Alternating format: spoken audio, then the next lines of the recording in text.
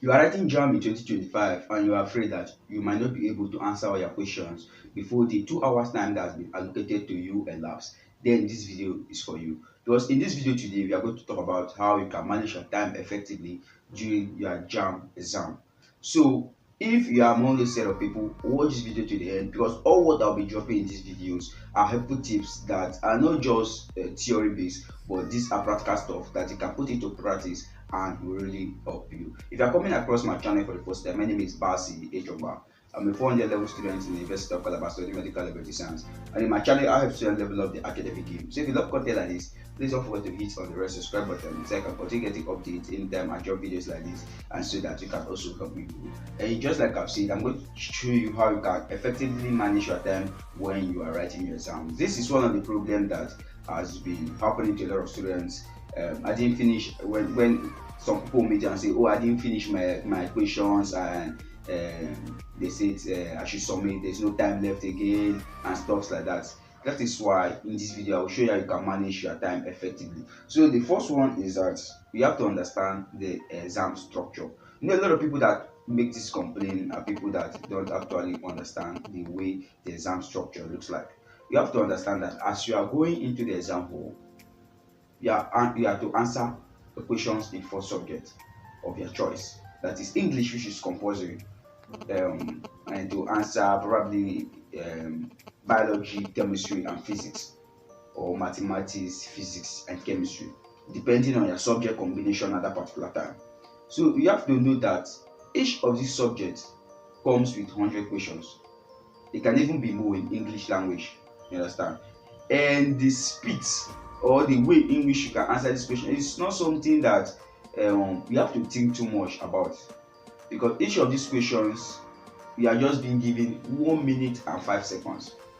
I get to find out that as you are answering, there are some times that you get to face difficult questions. You understand? You don't need to rely on them because looking at your time, you already know that you still have a lot of questions to answer. So it is important that you understand the way the exam is going to look like. You already know that you are going there to answer four subjects and each of these subjects have up to 100 questions, and you know how to position yourself knowing fully well that the time that has been allocated to you to answer each question is just 1 minute and 5 seconds.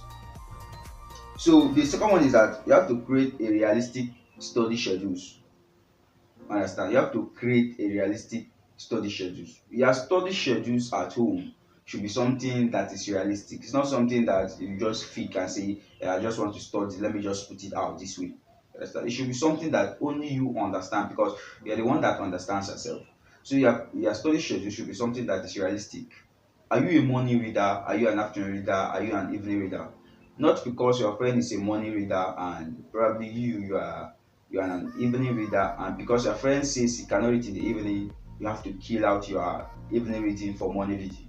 It can be that you do it for one day, you can do it for 2 days, but what about the third day? It's not something that you are versatile with, and so it's not something that is convenient for you. So you must create a realistic study schedule whenever you are studying. Is it that after your school or the time in the evening you are with your parents in the shop? You understand yourself. So whenever you are creating your study timetable should be something that is realistic. The third is that you must prioritize your weak area. So during your study hours, when you are studying, you must always understand that we all have our weak areas. Your weak area can be in biology, your weak area can be in physics. You understand? Your weak area can be in any subject that you can think of. So it's important to understand our weak areas and give it more priority, because when we kill or when we destroy that weakness, get to find out that there's no form of weakness lying in us again.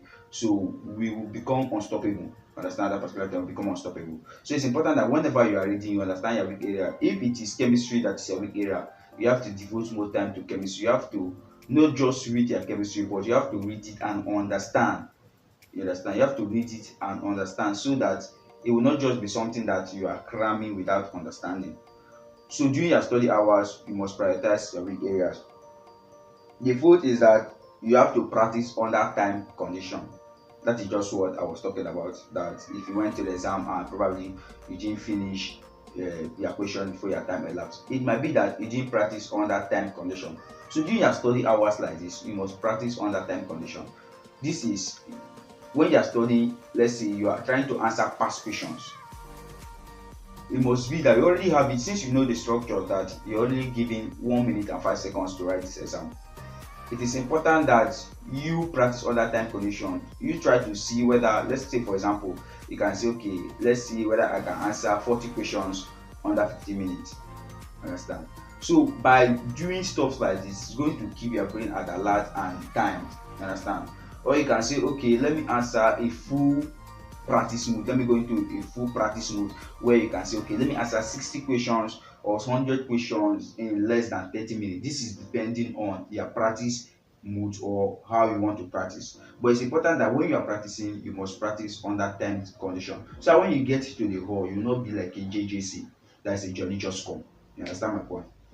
The fifth is that you must use the two-pass system.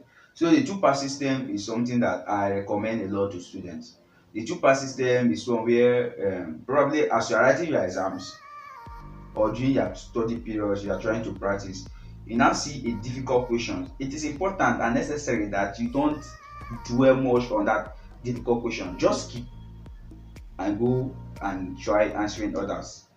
You understand? Then when you are through, you can now come back to those ones that are difficult and answer them. Understand? Don't dwell too much on difficult questions, because the more time you dwell on difficult questions, the more your time is going, and the time will not wait for you because you are dwelling on the difficult question. So it's important that when you say difficult question, don't even wait. Just skip to the less difficult questions and continue like that. The sixth is avoid overloading your day. I know you are studying for Jamb. I know you are studying for like Jamb, which is your future. But it's important that you don't overload your day. It's important that you give yourself rest. It's important that you find time and have fun with your friends. It's important that you play football. Don't overload your day that, oh, I want to study in the morning, study in the evening, study in the afternoon, no rest, no time for fun. You understand? It's important that you set aside some time that is meant for fun, at least 2 hours daily for fun and helping your parents and doing stuff like that. You get my point. The seventh is that, okay, the seventh is about the exam day time management. So on that day when you now enter the exam hall, it's important that, or the day you have the exam, it's important that you go to the exam hall on time. Understand? Go to the venue on time. Go and sit around. When you go to the venue on time, it makes you feel comfortable at that particular time. Understand? You get to study the environment, see the way everything is like, and you're already comfortable with the environment. And when you enter inside the hall, always make sure you follow instructions. There will be instructors there that will tell you stuff on what you are supposed to do. Always make sure you follow their instructions. If they say you should remove your wristwatch, it's important that you remove your wristwatch and stuff like that. And the last, which is the eighth, is that you have to stay calm and focused. When you enter the exam hall, it's important that you stay very calm, stay focused. Don't put yourself in anxiety or stuff like that. And one of the ways you can avoid this tension that leads to anxiousness is that you have to avoid late minute cramming.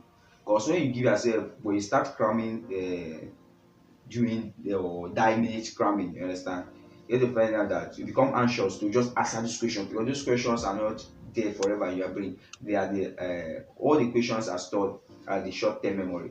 So it now leads you to start having tension and this anxiousness, and you get to find out that you are writing an exam, you're already sweating.